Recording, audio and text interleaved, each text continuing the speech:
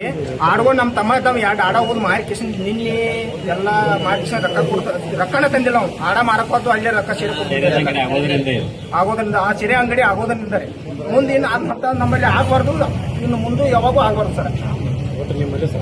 ಬೇಡ ಸೆರೆ ಅಂಗಡಿನ ಬೇಡ ಆಗಿ ಸರ್.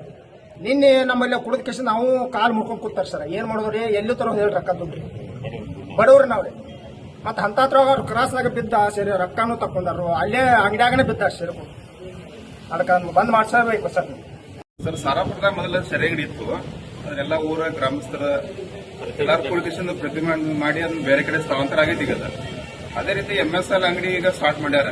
ಅದರಿಂದ ಏನಾಗೈತಿ, ವಿದ್ಯಾರ್ಥಿಗಳಾಗಲಿ ಊರಿನ ಜನರಾಗಲಿ ಸೆರೆದ ಅಂಗಡಿ ಸಮೀಪ ಇರೋದ್ರಿಂದ ಸೆರೆ ಕೊಡೋದ ದುಂದು ವೆಚ್ಚ ಆಗತೈತಿ.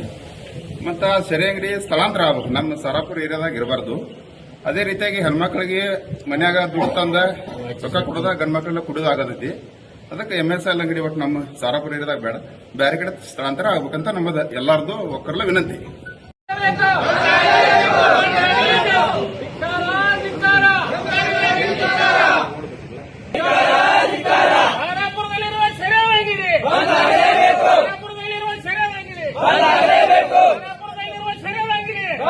ಸೆರೆ